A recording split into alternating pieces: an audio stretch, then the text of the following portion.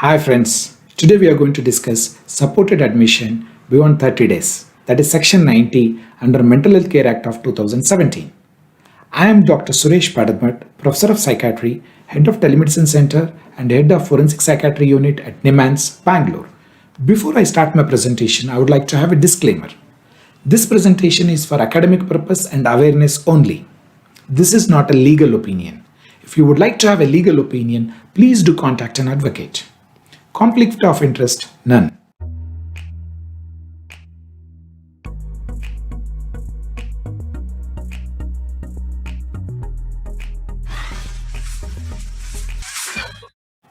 Today we are going to discuss about supported admission under Mental Health Care Act of 2017.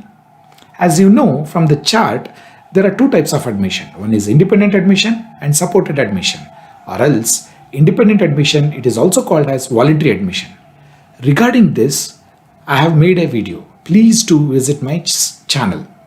Regarding supported admission, today we are going to discuss. Again, in supported admission, there are two types of admission. Supported admission up to 30 days, that is section 89.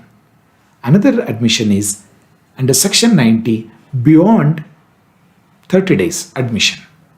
So already under section 89, supported admission up to 30 days, I have already done a video. Please do visit my channel. Coming to the section 90. So today we are going to discuss here is supported admission beyond 30 days. In this, nominated representative will request for admission in form F. And here again, what are the conditions which is required?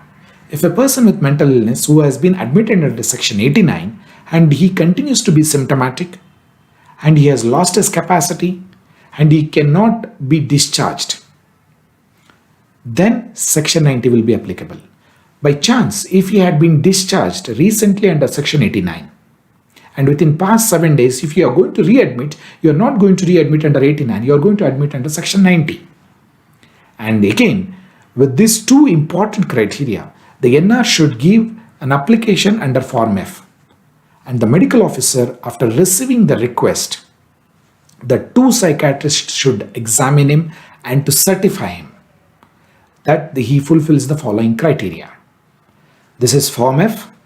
The criteria is very clear. Two psychiatrists should have examined on the day of admission, or what we call it as in the preceding 7 days, they have to be examined independently, and independently has to be opined that he requires to be kept in the mental health establishment.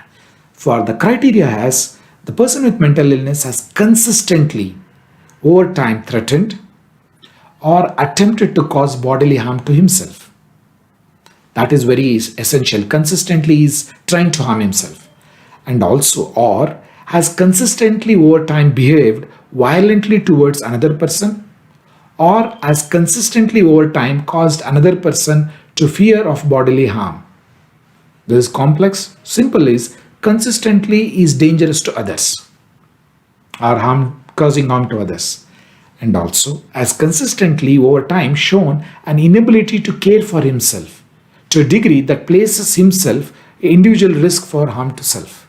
So my dear friends, the three important criteria, that is consistently is dangerous to self, consistently dangerous to others, and consistently is unable to take care of himself. So if these, in simple words, if you are able to understand, that means section 90 is applicable. Along with this, the loss of capacity is must. And once you are admitting, you have to inform the mental health review board within 7 days if he is a male, or else if it is a female within 3 days. And mental health review board, if they are considering for section 90 within 21 days, they have to report back and say yes, continue with the admission, or else they can revoke the admission. At the same time, psychiatrist in charge of the treatment of such person with mental illness should submit a plan if the MHRB requires that after 90 days or under this section, what will be the community treatment plan. And one more important criteria, please do remember, merely there is no place to go for this person with mental illness, you cannot keep him in the mental hospitals. You have to discharge. And there are many instances, Supreme Court has come heavily on the mental health establishment for keeping a person for 5 years, 10 years. And the reason is they don't have a place to go. That cannot be an indication. This Mental Health Act of 2017 bans that. And again, admission under this section. See, under this section, it is more than 30 days. Suppose, imagine he requires for more days. For first instances, MHRB will give permission for 90 days. And even after 90 days, he needs to be inpatient. 120 days permission will be given. And if he requires further, 180 days will be repeated. But every time, MHRB should be informed. At the same time, the treatment will be as per the advance directives. If there is no advance directives, then if he requires 100% support, the nominated representative will give the consent. But if he doesn't have, he requires only some support, the person with mental illness will give the consent. Again, capacity to consent should be assessed every 15 days once. By chance, during the treatment, under this section, if the person with mental illness regains capacity to consent, then advance directive and nominated representative will cease. Your admission and treatment will be as per the wish and will of the person with mental illness. That means with the consent of the patient. And Mental Health Review Board can review the admission on a complaint by the NR or by the patient or any NGO, or MHRB can do suo motu also. Dear friends, if you like this video, please do subscribe to my channel and press the bell icon for notification. Thank you very much for your valuable time. Please do stay safe.